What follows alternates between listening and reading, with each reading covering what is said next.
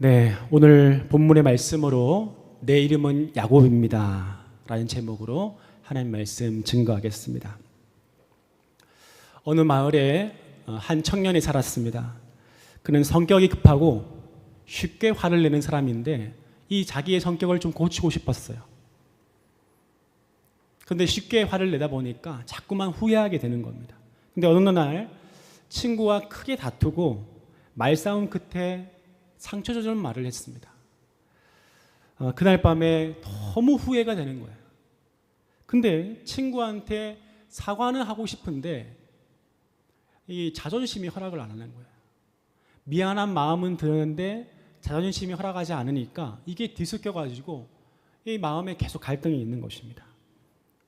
그래서 어떻게 합니까? 친구가 운영하는 가게를 가서 가게에 몰래 가서 청소를 하는 거예요.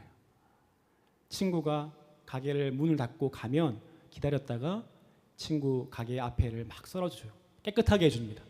그렇게라도 하면서 자기 마음의 이 죄책감을 조금이라도 덜어내고 싶었습니다.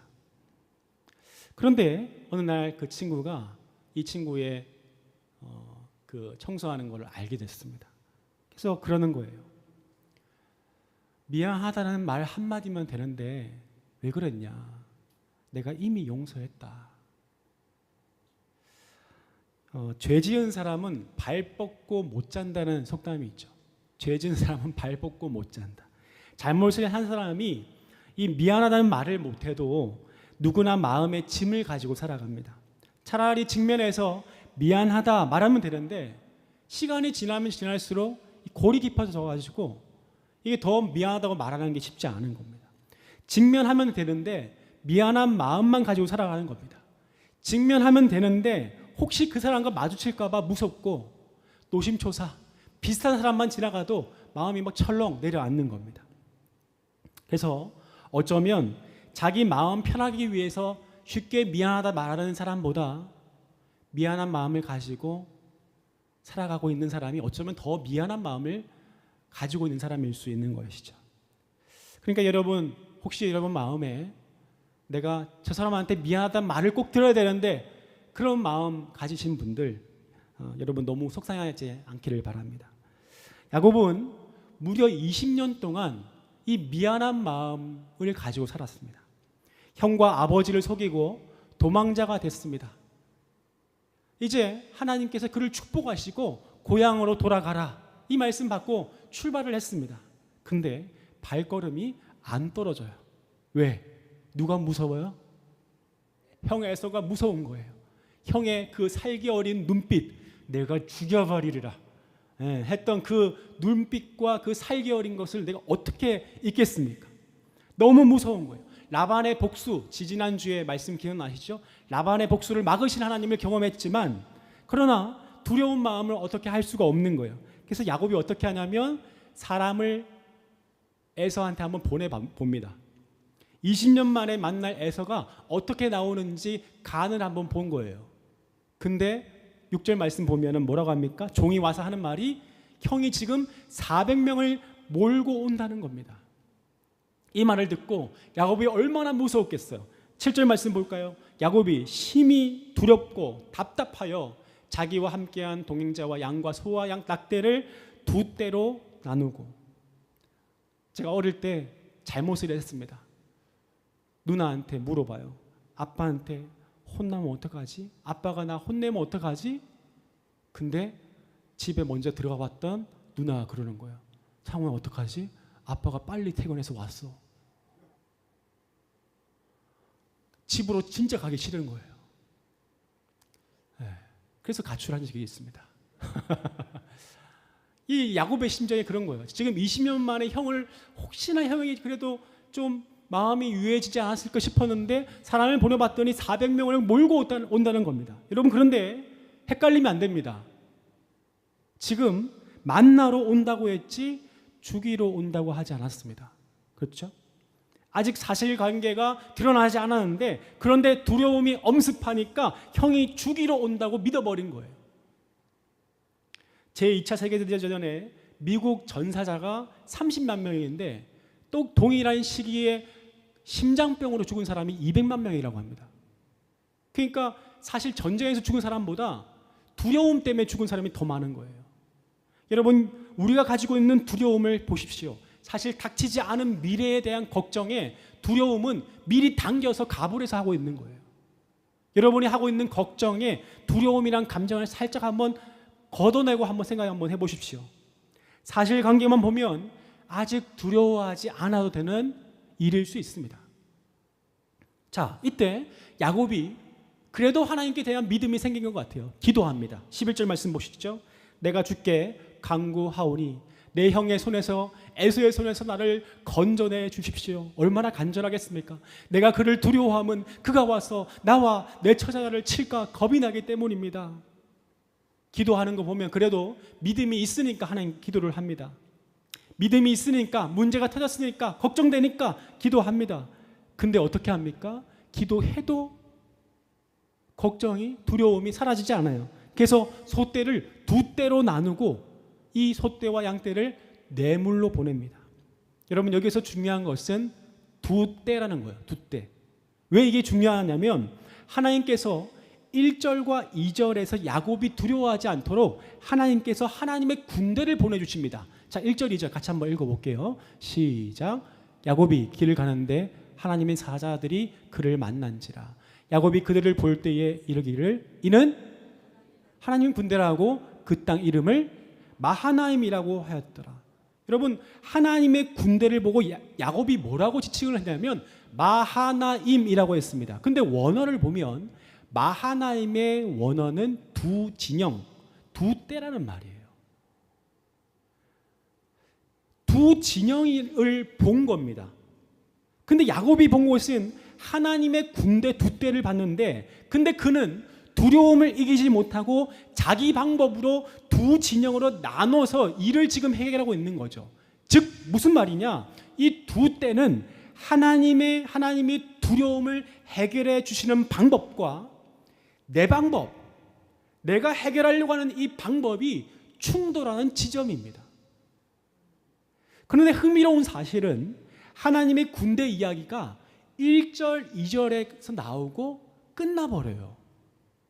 여러분, 제가 어제 우리 단톡방에 32장 말씀을 한번 읽어보라고 말씀을 드렸는데 읽어보신 분들은 알 거예요. 1절, 2절에서 하나님의 군대가 등장하고요. 3절부터는요. 두 떼, 하나님의 두 떼는 사라져버립니다. 그리고 3절부터 나오는 게 뭡니까? 자기 방법의 두 떼가 계속 나와요. 무슨 말입니까? 야곱은 하나님이 보여주신 응답에 그렇게 마음을 두지 않은 거예요. 뭡니까? 그냥 힐껏 봤어요. 하나님이 주시는 응답이 마음에 안 드는 겁니다. 힐끗 보고 말았습니다. 야곱은 하나님의 군대가 성에 안 차요. 왜냐하면 야곱이 기대하는 응답이 뭡니까? 에서를 없애주시거나 에서한테 가지 않는 거예요. 근데 하나님의 방법은 뭡니까? 내가 너와 함께하고 있다는 하나님의 군대를 보여주시는 방법으로 두려움을 뚫을 용기를 주시는 거예요. 여러분, 에서한테 안 갈 수 없습니다. 가야 됩니다. 에서가 사라지지 않습니다. 그러나 분명한 사실은 하나님의 군대가 우리와 함께 한다는 사실입니다. 주님이 나와 함께 하신다는 것을 믿으면 에서에게 갈 용기가 생길 줄 믿습니다. 이게 하나님 방법이에요. 그런데 야곱은 하나님의 군대에는 관심이 없고 자기 방법으로 일을 해결하려고 하는 거예요. 불필요한 거죠. 안 해도 되는 일을 지금 하고 있는 겁니다. 그래서 밤에 자다가 또 일어났어요. 불안하니까. 또 일어나서 가족들을 또 두 떼로 나눕니다. 그리고 모두 약봉강을 건너게 합니다. 그리고 홀로 남아요. 여러분, 혹시 오늘 이 자리에 여러분 홀로 남은 분 계시지 않습니까? 자기 방법을 다 써보고 나 홀로 남았다. 여러분, 그 야곱을 만나주신 하나님께서 여러분을 만나주실 줄 믿습니다. 자, 그러면 야곱을 하나님이 어떻게 만나주시는가? 두려워하는 야곱에게 하나님은 아이고 두려웠지 위로하지 않으세요. 어떤 하나님의 처방을 내리시는가? 25절 말씀 같이 읽겠습니다. 시작. 자기가 야곱을 이기지 못함을 보고 그가 야곱의 허벅지 관절을 치매 야곱의 허벅지 관절이 그 사람과 씨름할 때에 어긋나더라. 하나님의 처방이 뭡니까? 허벅지 관절을 치셨습니다. 여러분, 하나님의 위로만 은혜가 아니에요. 위로만이 아니에요. 어떨 때는 오늘 야곱에게 처방했듯이 우리의 환도뼈를 치실 때가 있습니다. 세번역에 보면 이 허벅지 관절이 엉치뼈, 엉덩이뼈라고 하는데 뭐 중요한 어디 부위인지는 명확하지는 않지만 분명한 건 이것 때문에 야곱이 뛰지 못했다, 걷지 못했다, 절기됐다는 이야기를 합니다. 그렇다면 왜 하나님은 야곱을 절개했냐는 말이에요. 이게 야곱이 남겨놓은 마지막 남아있는 살아남는 방법이었어요. 야곱은 에서가 자기 소유와 가족들을 칠 때 강 건너편에서 자기 가족들이 죽어갈 때에 나는 도망가야지 했던 거예요. 결국 야곱이 포기할 수 없는 마지막 보루가 뭡니까? 자기 자신인 거예요. 여러분, 우리도 그럴 때가 있죠. 인생이 계획대로 되는 게 아무것도 없구나. 야, 어떻게 내 계획대로 내 방법대로 되는 게 이렇게 아무것도 없나 싶을 때 걱정과 두려움이 몰려오면 기도합니다. 기도하죠. 작정하고 기도합니다. 하나님 도와주세요. 하나님 도와주세요. 도와주세요. 도와주세요. 한데 속으로는 하나님이 안 도와줄 경우를 대비한다 안 한다? 할 때 있잖아요. 그죠? 솔직하게 하나님 도와주셔야 됩니다. 하지만 안 도와주면 나 이렇게 해야지 하는 게 있단 말이에요. 그게 바로 환도뼈란 말입니다. 만약 하나님이 도와주지 않으면 나 이렇게 해야지 하는 자기 방법이 남아있는 거예요. 마지막 보루, 마지막 의지거리. 그런데 그 환도뼈가 꺾일 때가 있어요. 마지막 의지했던 연줄이 끊기고 마지막 의지했던 종잣돈이 사라지고 마지막 의지했던 인과관계가 끊어집니다. 그때야 알게 되는 거예요. 뭡니까? 내가 하나님을 전적으로 의지하지 않는 이유는 내가 이걸 내려놓지 못했기 때문이구나. 나는 그간 하나님이 안 도와주실까 봐 불안했던 게 아니라 내 방법과 내 계획을 더 의지했기 때문에 불안했구나를 환도뼈가 사라져 봐야 아는 거예요. 제가 항상 붙들고 있는 말씀이 몇 가지가 있는데 잠언 3장 5절 6절 말씀입니다. 제 이 말씀은 제가 수능을 볼 때 누나가 저한테 머리맡에 적어가지고 손편지로 써주는 말씀이에요. 근데 제가 이 말씀이 제 인생에 너무너무 큰 위로가 됐습니다. 오늘 이 자리에 여러분의 진로, 미래의 불안, 또 큰 시험을 앞두고 있는 분들에게 이 말씀이 약속의 말씀 되기를 바랍니다. 우리 청소년들, 청년들 이 말씀 외우기. 여보세요? 자, 같이 한번 읽겠습니다. 시작. 너는 마음을 다하여 여호와를 신뢰하고 내 명철을 의지하지 말라. 너는 범사에 그를 인정하라. 그리하면 내 길을 지도하시리라. 아멘이십니까? 저는요, 내가 시험을 잘 봐서 좋은 대학 들어가야 하나님이 내 길을 지도해 주시는 거라고 생각했어요. 아니, 하나님이 내 길을 지도해 주시는 증거는 좋은 대학 들어가는 거라고 생각했습니다. 근데 말씀은 아디라더라고요. 지금 말씀이 뭐라고 합니까? 약속이 뭡니까? 하나님은 하나님을 범사에 인정하는 사람. 범사는 뭡니까? 순경만이 아니라 역경까지도, 지난주 말씀 기억나시죠? 올로 목사의 말씀 중에 죽음뿐만 아니라 생명까지, 생명 아니라 죽음까지도 선, 악, 내가 생각하는 이건 잘 되는 일, 못 되는 일, 이 경계 모든 것들을 다 포함한 그 범사가, 이 범사에 하나님은 나를 인도해 주실 수 있어. 하나님은 이 모든 과정을 다 선으로 바꿀 수 있어. 이 믿음을 가진 사람들을 지도하고 인도한다는 사실입니다. 여러분, 이 말씀이 여러분에게 실제가 되고 간증되기를 축원합니다. 자, 흥미로운 것은 지금 야곱이 씨름하는 장소예요.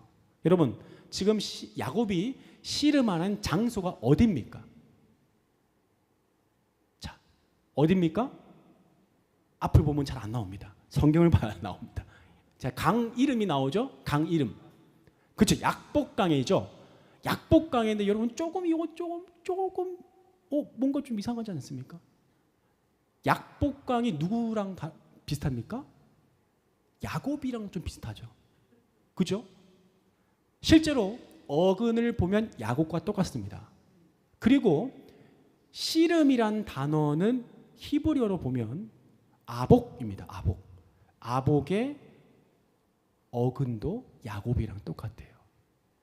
자, 여러분 여기에 언어 유희, 워드 플레이가 있습니다. 뭡니까? 야곱은 야곱에서 야곱을 하고 있는 거예요. 추창호는 추창호에서 추창호하고 있는 거예요. 여러분 여기에 담긴 상징적인 해악이 보이십니까? 뭡니까? 결국 야곱이 두려워하는 이유가 뭐냐? 포기하지 못하는 자기 자신 때문이라는 거예요. 야곱이 왜 힘든가? 결국 내가 포기가 안 되는 거예요. 결국 나 때문에 힘든 겁니다. 30년 만에 휴식이라는 책에 보면 이런 글귀가 나옵니다. 성인이 되어서는 자신의 부족함을 인정하는 것이 그동안 자신이 쌓아온 모든 것, 즉 자신의 정체성이 무너지는 일이라고 여겼다. 마치 자신이 부족하다는 것을 시인하면 낭떠러지에 떨어지는 것만 같았다. 그러나 낭떠러지 밑은 보는 사람에 따라 죽음의 계곡일 수 있지만 휴식을 취할 수 있는 풀밭일 수도 있는 것이다. 이런 사람이 있습니다. 자기의 부족함을 인정하면 되는데 내가 실수했다고 미안하다고 말하면 되는데 그게 죽기보다 싫은 거예요. 그래서 뭐 하고 있는 겁니까? 청소하고 있는 거예요. 직면해서 용서를 구하면 되는데 자기가 죽지 않아서 힘들어하는 겁니다. 아마 평생을 자기 주도적으로 살았던 이 야곱에게 실패를 인정하는 것은요, 죽기보다 싫은 일이었을 것입니다. 그런데 그게 지금 무슨 소용이냐는 거예요. 지금 잘못하면 에서가 와가지고 자기를 죽이게 생겼는데. 그래서 야곱이 뭐라고 합니까? 하나님, 나 좀 살려주세요. 하나님, 그거 다 필요 없습니다. 나 좀 살려주세요. 그때야 이 가식과 허물을 다 벗어버리고 하나님 나 좀 살려달라고. 씨름한 게 여러분 씨름했다는 게 삿바 잡고 이렇게 막 한 게 아니라 살려달라고 나 좀 살려달라고 매달린 겁니다. 나 좀 살려주세요 하는 거예요. 근데 살려달라고 하는데 여러분 좀 맥락이 이상합니다. 살려주세요 하는데 천사가 갑자기 뭐합니까? 질문을 해요. 네 이름이 무엇이냐는 거예요. 여러분 이게 좀 이상하지 않습니까? 맥락이 안 맞습니다. 생뚱맞죠? 살려달라고 하는데 네 이름 뭐냐는 거예요. 야곱이 이 말을 들을 때에 무슨 말인지 이해를 못했을 거예요. 그렇지만 잠깐 생각해보고 질문의 의도를 파악했을 겁니다. 그리고 야곱이 대답합니다. 저는 야곱입니다. My name is Jacob. 제가 제일 잘하는 영어입니다. My name is Jacob. 순간 20년 전 사건이 오버랩돼서 영화 필름처럼 뇌리를 스칠 겁니다. 자, 20년 전 그는 아버지가 계신 방 문 앞에 서 있습니다. 그는 눈이 어두운 아버지를 속이기 위해서 염소 가죽을 입고 손에는 염소 요리를 들고 에서처럼 굵은 목소리로 흉내를 냈습니다. 내 아버지요. 아버지가 대답하죠. 네가 누구냐? 저 야곱입니다. 순간 들킬 뻔했지만 능숙하게 아버지를 속입니다. 저는 맏아들에서 맞습니다. 아버지가 묻습니다. 너 어떻게 이렇게 빨리 잡아왔냐? 야곱이 정직하게 말할 수 있는 두 번째 기회인데 그걸 버립니다. 하나님이 순적하게 잡게 했습니다. 그 마지막 세 번째 의심을 한 아버지가 너 가까이 와봐라. 내가 만져봐야겠다. 에서는 털이 많은 사람이니까 너한테 털이 있는지 한번 봐야겠다. 아마 야곱이 자기를 속이지 않는가 걱정됐을 거예요. 그리고 눈이 어두운 아버지가 야곱의 팔을 만져봅니다. 여러분, 자기를 더듬는 아버지를 볼 때 야곱이 침이 꼴딱 넘어가지 않았겠습니까? 세 번째 아버지가 물어요. 네가 진짜 내 아들 에서가 맞냐? 그때 그 순간을 야곱이 어떻게 잊겠습니까? 세 번째 물었을 때 야곱은 작정합니다. 그래, 내가 더 이상 야곱으로 살지 않으리라. 나는 이제 장자, 1인자, 남부러울 것 없는 에서의 가면을 쓰리라. 그리고 어떻게 합니까? 아버지, 저는 에서 맞습니다. 그 순간 야곱은 자신을 잃어버립니다. 좀 더 잘 나가는 나, 좀 더 있어 보이는 나, 남들에게 장자라고 말할 수 있는 나, 그 에서의 가면을 쓴 야곱은 20년 동안 도망자의 신세를 살았어요. 그런데 20년이 지난 지금 주님이 다시 물으시는 거예요. 네 이름이 뭐냐? 자기 인생을 돌아보니 나는 진짜 나로 살은 적이 없어요. 왜? 야곱으로 사는 게 무서운 거예요. 야곱으로 사는 게 부끄러운 겁니다. 그래서 평생을 에서라는 가면을 뒤집어 쓰고 잘 사는 척, 좋은 거 먹는 거, 좋은 데 가는 거, 나 잘 사는 양, 이렇게 사람들에게 자랑하고 다녔습니다. 자기를 포장했습니다. 이렇게 빚을 내서라도 에서인 척을 하면, 명품 옷을 입으면 내 열등감을 해소할 수 있을 줄 알았어요. 그렇게 포장하면 행복할 줄 알았습니다. 하지만 돌아보니 실상은 뭡니까? 자기 이름대로 살은 거예요. 야곱 이름 뜻이 뭡니까? 약탈자, 속이는 자, 사기꾼 아닙니까? 형의 장자권을 약탈하고 아버지의 축복권을 가로채고 그리고 도망자 신세가 되어 살았습니다. 자기 자신을 포장했던 삶, 그것은 거짓이었고 자기가 가진 것을, 없는 것을 빼앗는 자였습니다. 그런데 그럼에도 불구하고 하나님은 자기 삶을 축복하시고 모든 과정 가운데 하나님은 선을로 바꾸시고 은혜를 경험하신 거예요. 가족도 생기고 번창했습니다. 그런데 20년이 지난 지금 자신은 다시 형의 복수 앞에서 두려움에 떨고 있는 겁니다. 자, 하나님의 은혜와 자신의 죄성이 지금 함께 드러나고 있는 이 자리에서 하나님이 물으시는 거예요. 네 이름이 무엇이냐? 그때 야곱은 그때야 고백합니다. 제 이름은 약탈자입니다. 제 이름은 사기꾼입니다. 여러분, 하나님의 빛이 내 진짜 모습을 비출 때에 그때 진짜 변화가 생기는 거예요.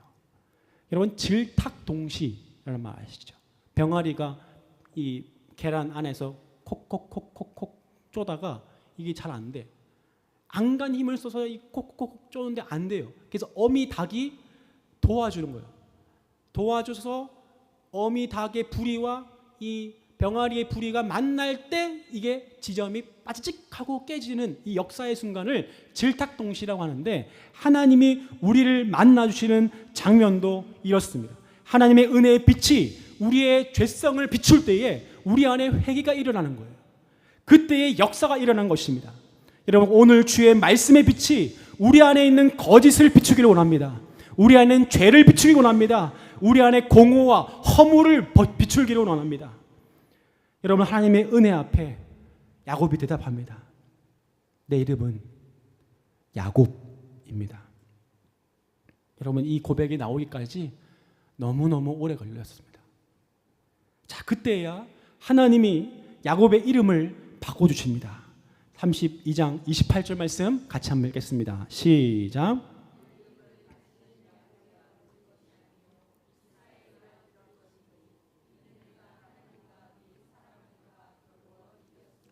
내가 다시는 사람들이 너를 야곱이라 부르지 않을 것이다. 무슨 말입니까? 야곱의 부정적인 모습, 사기꾼, 약탈자, 속이는 자의 의미를 사람들이 기억하지 않게 될 것이다. 오히려 너를 뭐라고 부를 것이다?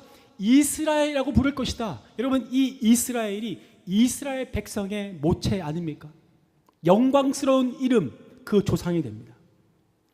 근데 이 이스라엘 이름의 뜻이 조금 이해가 좀 안 되죠. 하나님과 사람들과 겨루 이겼다? 여러분, 하나님과 싸웠습니까? 싸운 게 아니라 도움을 구했죠. 그렇죠? 여러분, 이겼습니까? 졌죠. 완전 완패했습니다. 근데 하나님 뭐라고 하십니까? 네가 이겼다 하세요. 자, 이게 무슨 말이냐면, 이스라엘이란 말은 너는 이때껏 네 힘으로, 네 선택으로, 네 방법으로 쟁취하는 삶을 살았지만 이제는 하나님의 도움을 잇는 자, 하나님의 은혜로 이기는 인생, 하나님이 대신 싸워주는 인생이 될 거라는 거예요. 혼자 끙끙 앓고 있지 말고 내가 도와줄 테니 걱정하지 말라는 거예요. 놀라운 것은 야곱이 이 은혜를 경험하고 이제 가짜 에서가 아니라 진짜 야곱으로 형 에서를 만날 용기를 갖게 됩니다. 여러분, 하나님의 은혜가 임하면 인간관계의 회복도 있는 줄 믿습니다. 하나님을 소유한 야곱은 이제 더 이상 에서의 가면이 필요가 없습니다. 하나님을 소유한 야곱은 이제 야곱이어도 괜찮습니다. 왜냐하면 하나님이 야곱의 하나님 되시기 때문이에요. 여러분, 하나님을 소유한 우리는 야곱이어도 괜찮습니다. 왜냐하면 하나님이 우리를 도우시는 하나님이기 때문인 줄 믿습니다. 오늘 주님이 저와 여러분에게 묻으실 겁니다. 네 이름이 무엇이냐? 이 질문에 여러분 뭐라고 대답하시겠습니까? 기도하겠습니다.